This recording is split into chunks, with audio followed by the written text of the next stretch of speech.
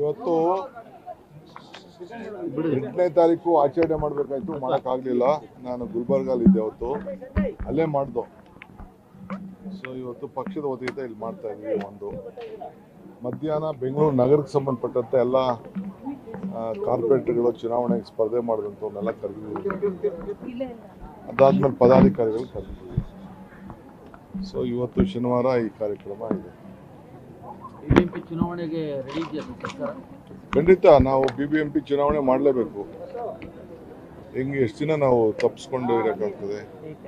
So ಈ assembly ಎಲ್ಲ pass ಆಯಿತು. ಆದಮೇಲೆ ಈಗೆಲ್ಲ ಪಾರ್ಟಿಯವ್ರನ್ನ ಕರಿತೀನಿ, ಎಷ್ಟು ಹೊಸದಾಗಿ ಸೇರ್ಕೋಬೇಕು, ಏನು ಮಾಡಬೇಕು ಅಂತ. ಅವರು ಕೆಲವೆಲ್ಲ ಅನ್ಅಫಿಷಿಯಲ್ ಆಗಿ ಕೆಲವು ಸಲಹೆಗಳನ್ನು ಕೊಟ್ಟಿದ್ದಾರೆ. ಅಫಿಷಿಯಲ್ ಆಗಿ ಅವರ ಸಲಹೆ ಕೂಡ ನಾವು ಕೇಳಿ ಕಾರ್ಪೊರೇಷನ್ ಎಲೆಕ್ಷನ್ ಮಾಡಲೇಬೇಕು.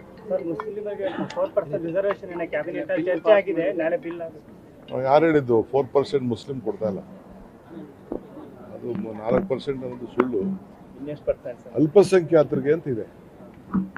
ಅಲ್ಪಸಂಖ್ಯಾತರು, ಬ್ಯಾಕ್ವರ್ಡ್ ಕ್ಲಾಸ್ ಅಂದರೆ ಎಲ್ಲ ಮೈನಾರಿಟಿ ಅಂದರೆ ಎಲ್ಲರೂ ಸೇರ್ತಾರೆ.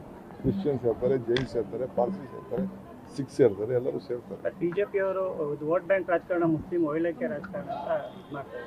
ಅವರು ನಮ್ಮನ್ನ ನೆನೆಸ್ಕೋತಾ ಇರಬೇಕು, ಅವ್ರು ಮಾತಾಡ್ತಾ ಇರಬೇಕು, ಗಟ್ಟಿ ಮಾಡ್ತಾ ಇರಬೇಕು. ಅವರು ನಾವು ಬೇರೆಯವ್ರ ಹಕ್ಕನ್ನು ಯಾರ ಹಕ್ಕನ್ನು ತೆಗೆದಾಕ್ತಲ್ಲ. ಬೇರೆಯವ್ರ ಹಕ್ಕನ್ನು ಅವ್ರು ಕೊಡ್ತಾ ಇದೀವಿ. ಅವ್ರಿಗೆ ಒಂದು ಪಾಪ ಅವ್ರು ಬದುಕೋಬೇಕಲ್ಲ. ಗಾರ್ಬೇಜ್ ಟ್ಯಾಕ್ಸ್ ಜಾಸ್ತಿ ಮಾಡ್ತಿದ್ದಾರೆ ಸರ್ಕಾರ ಅಂತ ಟ್ವೀಟ್ ಮಾಡ್ತಾ ಇದೆ ಸರ್. ಶಾಸಕರು ಬ್ಲಾಕ್ ಮೇಲ್ ಮಾಡ್ತಾರೆ. ಕಸ ವೇಳೆ ವಿಚಾರದಲ್ಲಿ ಯಾವ ಪಕ್ಷ ಶಾಸಕರು ಬ್ಲಾಕ್ ಮೇಲ್ ಮಾಡ್ತಾ ಇದ್ದಾರೆ? ಈಗ ಎಲ್ಲಿ ಕಸ ನಿಂತಿದೆ ಅಲ್ಲಿ ನೋಡಿ, ನೀವು ಗೊತ್ತಾಗ್ತದೆ.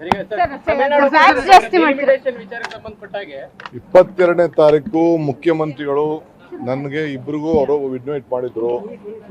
ಮುಖ್ಯಮಂತ್ರಿಗಳು ನನಗೆ ನಿರ್ದೇಶನವನ್ನು ಕೊಟ್ಟಿದ್ದಾರೆ. ಸೊ ಪಕ್ಷದ ಪರವಾಗಿ, ಸರ್ಕಾರದ ಪರವಾಗಿ ನೀನೇ ಹೋಗ್ಬೇಕು ಅಂತ ಹೇಳಿದ್ದಾರೆ. ಸೊ ಅದಕ್ಕೆ ನಾನು ಹೋಗಿ ಬರ್ತಾ ಇದ್ದೀನಿ. ಅಲ್ಲಿ ತಿಳಿಸ್ತೀನಿ ನಿಮಗೆ.